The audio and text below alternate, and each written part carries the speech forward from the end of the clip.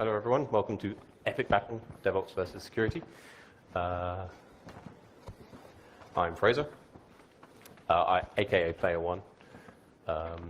So I'm a ex-sysadmin, ex-DevOps engineer, now a cloud security operations engineer at Capital One. As you could probably tell, not a graphic designer. Yeah, that's pretty much me. I'm representing DevOps. Wow, you got one cheer. Let's see how I get on. Hello, everyone. I'm Nick. I am Player 2. I am ex-sysadmin. I am ex-security operations before it was called security operations. Ex-pentester, ex-PCI QSA, ex-security architect. I am also not a graphic designer. I will be representing security. Wow. A quick show of hands. Who's a developer? Okay. Who's operations? Who's security? Ooh. Ooh. Wow. Security, maintaining their operational security and staying very quiet. I like it. All right, fair enough. So, DevOps versus security. Something I should have grabbed. I have been paying attention today. I've genuinely, as you see from my security background, interest in this. I enjoyed the talks. However, they're all wrong, basically. So those of you who've stayed, looks like about half of you, well done. You needn't bother coming. Really, I mean, Chris Dare said earlier, actually said it was good that everybody's agreeing, you keep getting the same talks. It's not the way it should have been. I mean, as shown, I'm an ex-sysadmin. I've been doing security since Fraser was a teenager. And some of the terms are good. Things like full stack ninja sounds fantastic. But DevOps is just a bad idea. The thing it reminds me of is the Internet of Things. It's just you get all that technology together and you have to get it to market and you just get some code together and you just publish it. And you end up with just like the stuff that happened to Brian Krebs, the Myra botnet. You just compromise globally the Internet of Things really easily, take down his service. So problem is, you're going to end up with DevOps, you're going to end up with an internet of crap. 1,000 points to security. Okay.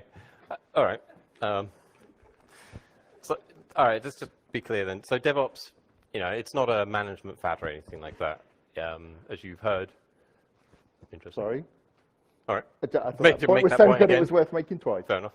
Still, yeah, another points to security. Yeah. Right, yeah, so DevOps, it's not a management fad or anything like that. Everyone here knows what DevOps is. I like it broken down into culture, automation, lean, measurement, and sharing. And then sort of DevSecOps is obviously just that with security. And I don't know if it's argued today much, but people suggest that security should automatically be part of DevOps and you shouldn't need the term DevSecOps. But I quite like DevSecOps or SecDevOps or whatever, or rugged DevOps, because it reminds you to remember about the security element. So if you just call it DevOps, it can be a little bit ignored. So yeah, I mean that's DevOps. It's a grassroots movement to get stuff done faster and better with more quality. Yeah, but it's still just those separate teams. Can't you just have meetings? We can all talk to each other. Can't you have those remote meetings? We're all connected all the time. You can just talk to each other. And the great thing, as was said previously, is separation of duties. Also, just the security here. You've got different groups of people. And as was said, it was Colin said earlier, I think in one of his slides was like developers are from Mars, security is from Venus, operations is from Neptune, shift leaders on technical support are from Pluto. You get these are different types of people with different functions. If you separate them all, you get the benefit of DevOps because you still talk to each other, but you don't lose that security. Can't we just talk? It's another 1,000 points. Exactly, you pretty much nailed it. DevOps isn't about a unicorn engineer doing all the things. It is about breaking down those traditional silos. There's different ways of doing it. As you say, different functional. You can have a functional team with members from security, operations, QA, developers, etc., on the same team with the same sort of goals, or different teams working together. It's about getting the right people involved earlier on. It's not about unicorns.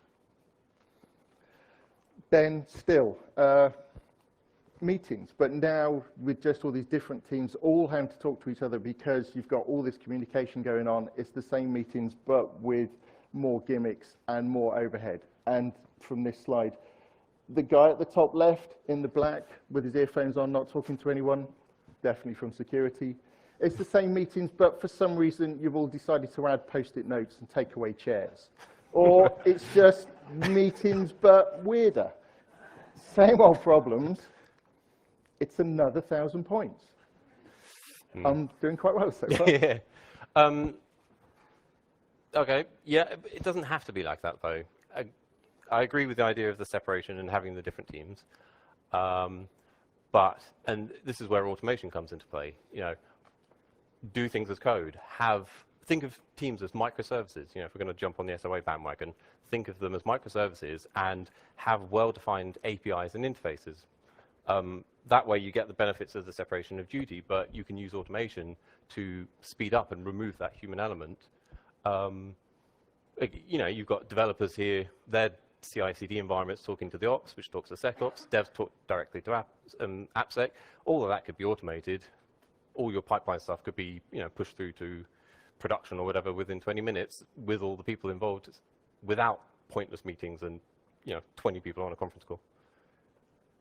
Yeah, automation has been mentioned a lot today, and automation is a good idea, but automation just means you can screw everything up at once. If anything's compromised, you can compromise everything at once.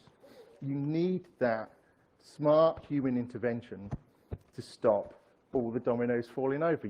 That's what you need security people for. Automation just fails too fast. It's another 1,000 points. I'm not doing very well, am I? Oh yeah, okay, I'll take your point.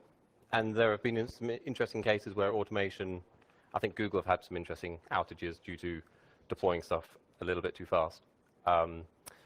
But you can break things at scale, but it also means you can react at scale as well. You can detect and automatically respond and even roll back changes automatically, again, through automation. So, and don't forget, I mean, classic XKCD, you can still really, really break things manually. You know, you only have to, if you've 5 o'clock in the morning, you've been doing a release for 2 hours, it's been waiting for 6 months, copying and pasting from a Word document into, you know, Bash terminal or whatever, you copy the wrong thing before you know you've got like a drop table or something like that, or you screw something up. And that could take down an entire service as well. And again, with automation, at least you can remediate that problem quickly enough. You maybe get a few errors, maybe the users see a bit of downtime, but you have to accept kind of some level of risk. You have to accept some level of risk. This is security. Failure is not an option. That's a central tenet of security, as hopefully the security people in here know. You can't fail. You get fired, your organization goes down, you get completely hacked. It's 2,000 points. That's so obvious, Fraser. I heart failure. I'm appalled. Failure is inevitable. You can't avoid it to some extent. Your options are you either pretend it's not going to happen to you and sort of finger in your ears, la, la, la, la, la, or you embrace it and try to use that failure to your advantage. Find a way to, you know, do things at velocity and accept that risk of failure. Accept failure. All these companies accepted failure. Some of them now exist. Some of them don't. You just can't, as per someone tweeted earlier, Yahoo has been mentioned for, I don't know, the 6th time today. You can't fail. People get fired, people lose their livelihoods, people lose their data. As I said, we can't fail. 2,000 points. All right, so those organizations, you know, what are you suggesting? For security, you just need to add more resources, more people, more technology, more information, more threat intelligence, just more stuff, and cybersecurity will finally work. Throwing more that got more laughs than I expected. Throwing more people, resources, and things like that at ineffective processes, you know, isn't going to work. It's like trying to find a needle in a haystack by adding more hay. It's fundamentally going to be. It's not going to work. It's not going to scale. It's going to be can have a bad time, basically. Security, again, the central tenet is the strength of any security process is as strong as its weakest link. So we can't fail. I'll keep saying it until you listen. That's another 2,000 points. I think this is rigged. You don't, and you just don't understand the cyber environment we're in, the cyber risk we're exposed to, the cyber intelligence. We need to understand the cyber threat intelligence from the cyber threats in their hoodies, which I've seen far too much of around today. I have noticed I'm the only properly dressed person in this entire convention. The cyber crime, and of course, the hoodie-wearing, binary globe-faced cyber threats that we're all up against. There's just lots of cyber you have to deal with, Fraser. Another 2,000 points. And also, as was mentioned in the keynote, you've got things like, well, you've got auditors, you've got the insider threat. And the problem with auditors is, of course, that they're using lots of different, intersecting sort of the same, but sort of conflicting compliance regimes. As well as that, you've got an ever-increasing attack surface, which needs to be reduced all the time. And as well as everything I mentioned before, as a cybersecurity person, I have to deal with all of this. So I don't have time for this management fad of, can't we all talk to each other and let's be friends? We need to get on, throw more resources at cybersecurity. There's just no time. We'll call that 1,000 points. You may notice I've got the clicker, as well as those binary-faced, hoodie-wearing cyber threats as well. Developers do a really good job. Your opponents are mainly yourselves, though. They're mistakes in code, or they're issues with just the way code is written or code is designed. They're issues with the way infrastructure operates. Your main opponent is complexity. For cybersecurity, your main opponent is a sentient opponent who's actively looking at what you do and thinking intelligently how to attack it. It's a completely different kind of adversarial situation. 1,000 points for that one. Also, I'm glad you didn't even try to interrupt. As a cybersecurity person, I've got to manage internet firewalls, internal-facing firewalls, the ingress and egress rules for all of these. Because unfortunately, I have to let users talk to each other, I've got to have hardened proxies in place as well. I've also got to encrypt data on the endpoints. I've also got to have antivirus and the new name for antivirus, endpoint threat protection. There's all of this is feeding into my security incident and event management system so that people can look at it, look at all that data, and try and find patterns. So this is what I've got to manage with all my special security staff. And also then I've got SOC analysts looking at this, and then I'm given a hunt team. A hunt team wants to look at the raw information. So they want a data lake. Fraser, I don't even know what a data lake is, but I need to have one. There's all these special specialists I need. Double point, 28,000 points.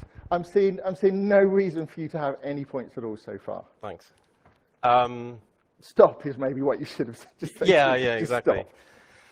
Stop. That's great and everything, but I think what you're suggesting is security needs to be absolutely everywhere in every part of the organization and involved in every single way. That, again, as I said, and as we've heard throughout the day, doesn't scale. Security will be a blocker at that point. You can't expect security to have to give approval to every single decision made throughout the entire organization. More and more resource. Just give me more and more money and staff, and we'll finally get cybersecurity solved. It's only been 25 years. We'll get the hang of it sooner or later. Realistically, if you've got like 100 developers, you're probably only going to have like 3 security engineers for those. You can't have 3 engineers blocking 100 developers because the organization is going to be outcompeted. Give me 100 security engineers, I can. That's not realistic, is it? Anyway, yeah, that just doesn't work. You can't block everything. And what you need is a security team, capital S. The security team just coming in. Give me those 100 cybersecurity engineers to look at all that code, look at all that information, look at all that stuff that's going live, and just be those people who can say no, who can block things, who can stop vulnerabilities appearing on the network. Really? Yeah? We've heard this, I think, at least 3 times At today. least 3 times today. I don't know if you can actually see it, but that does say the Department of No. It's been disbanded. It's gone. Closed. Department of No is gone. If the Department of No has been disbanded, then the hackers will get in and everything will be on fire. And when everything is on fire, Fraser, what do you use to put the fire out? It's hackers, or things are going to happen, right? Hackers are going to get in some form, at some point, in some way. It is inevitable.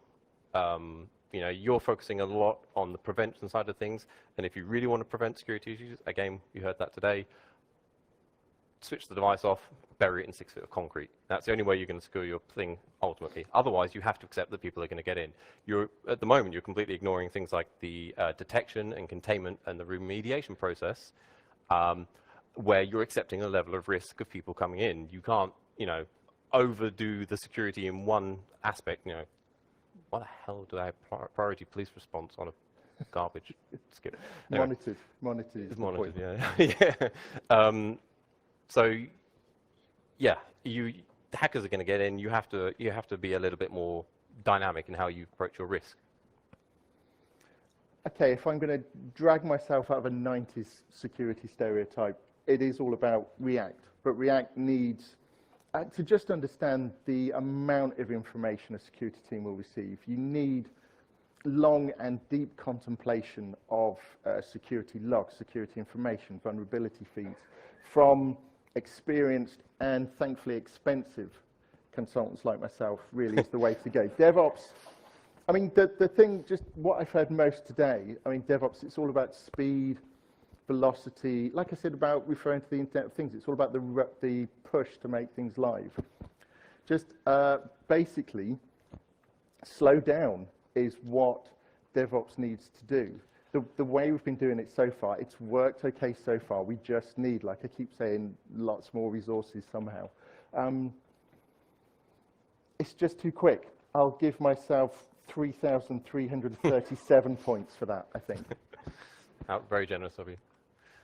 All right, let's take a step back. Actually, surprised I haven't heard this mentioned today. So Google have the concept of an error budget.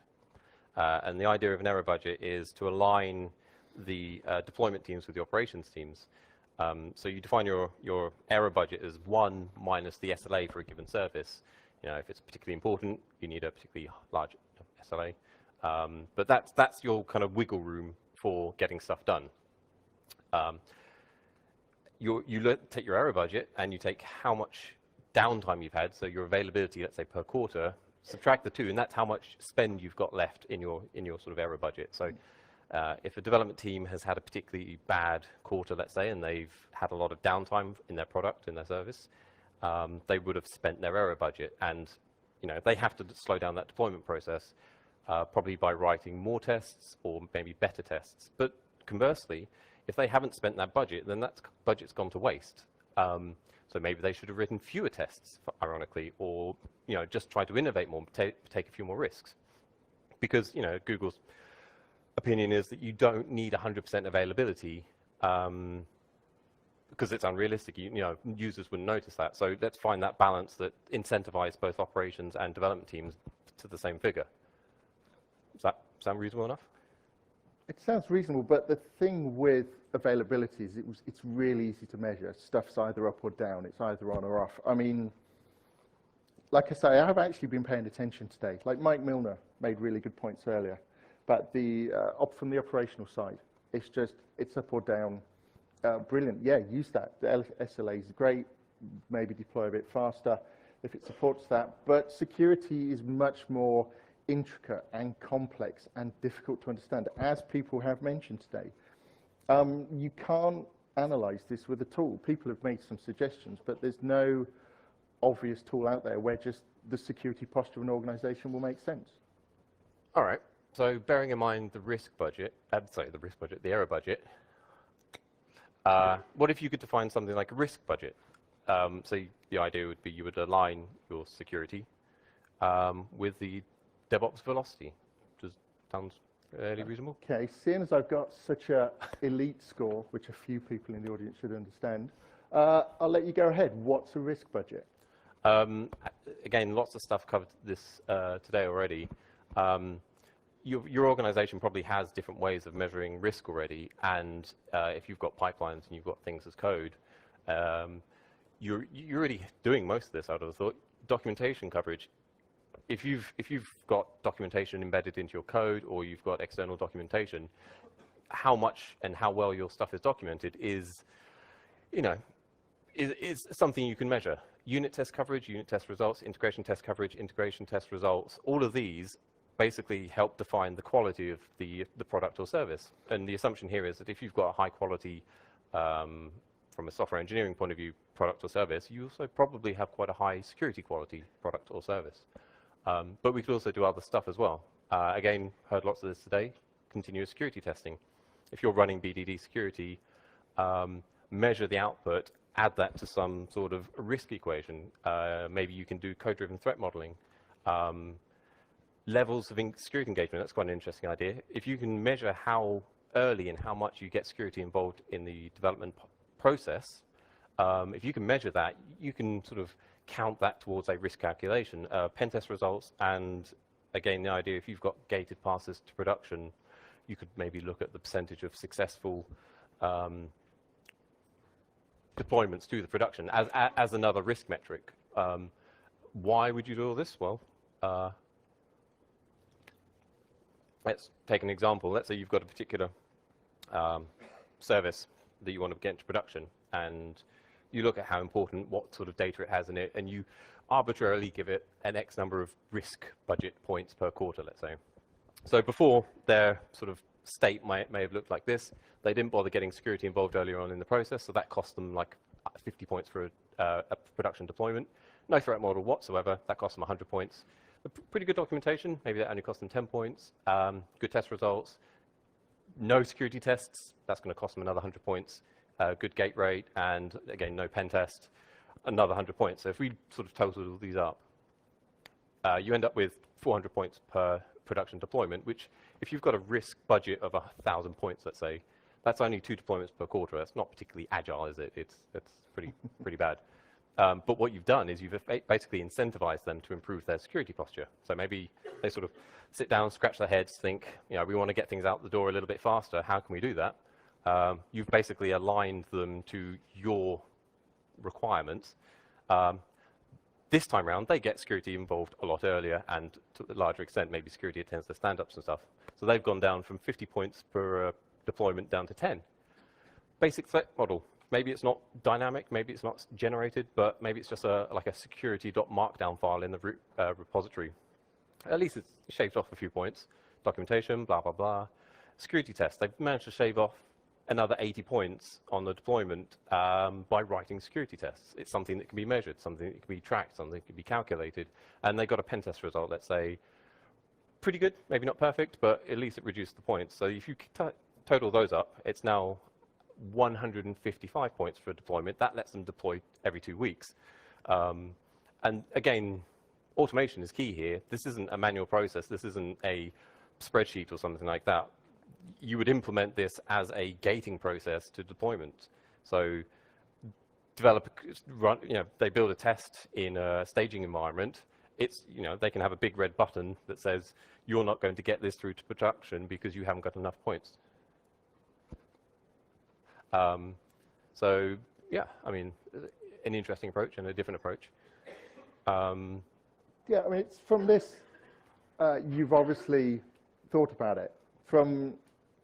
And to not be the cliche, from my original thoughts on this, I was like 50-50 on DevOps. But talking to Fraser, putting together the talk, the idea of putting more to the left. So this, you're actually thinking about security as you go along. If it's not secure, you stop. If it is secure, you keep going. If it's not secure, you stop. If it is secure, you keep going. Almost. That's the slightly absolutist. Think more of less secure. A security person being absolutist, Fraser. More secure and less secure. Again, it's about the risk side. And if you think about it, developers, we've heard the word today as well, development teams and DevOps and stuff works with value. And, they're going to write a feature because there's a high likelihood that feature is going to have a positive impact on, let's say, the number of sales or the number of users, whatever the key metrics are. that sounds a lot like risk to some extent, doesn't it? Yeah, certainly. I mean, in this, partly because we ran out of time looking at the clock for today, partly because we're running out of time because cybersecurity people have been trying the same thing for the 20-odd years I've been doing it, and all we can say is just give us more into the process and we'll finally make it work. I can see the two sides. Risk is a negative beginning point of view that's negative. Impact times likelihood of negative things. But from a developer side and a DevOps point of view, it's just impact times likelihood of the positive effect of releasing code. And effectively, it's looking at the same problem from two different sides, but looking at it in the same way. Yeah. Oh. Go on. Exactly. It is all very sort of yin-yang.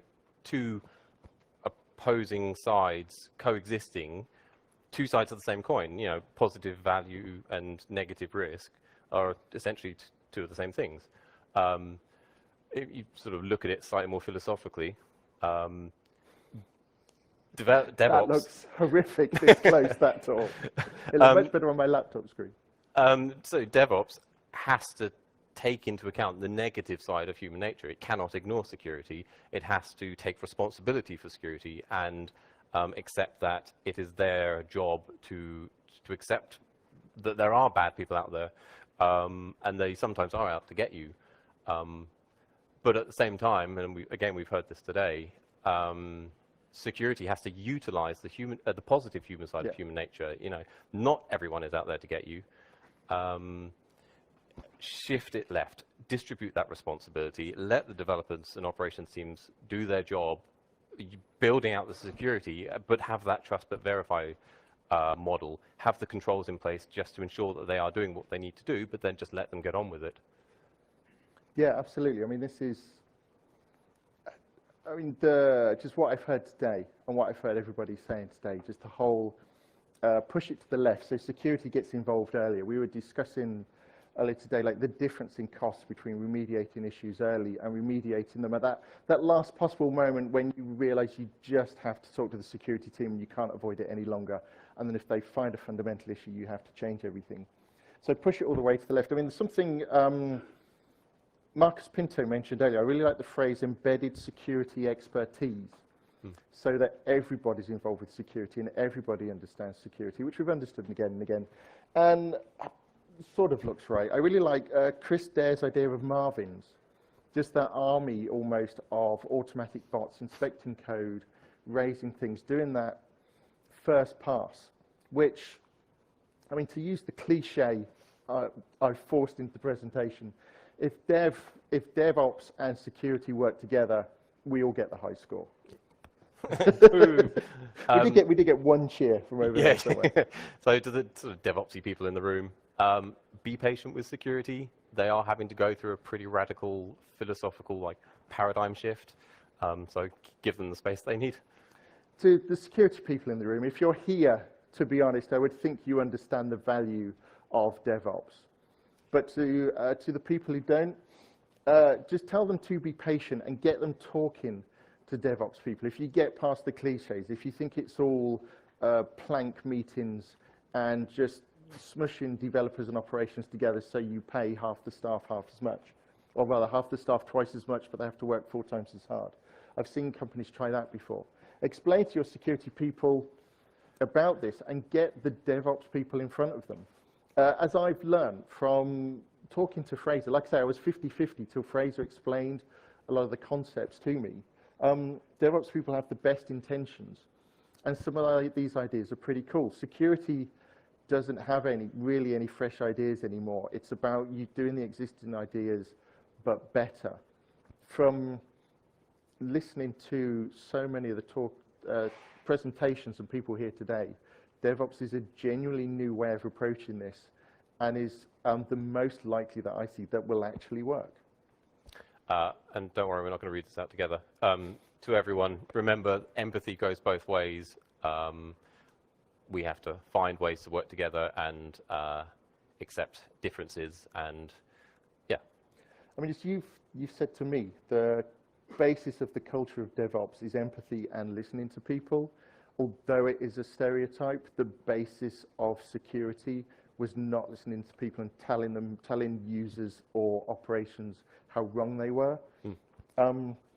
So gain that empathy, and actually we can improve cybersecurity, and we can improve development. Yeah. Thank you. Thank you very much.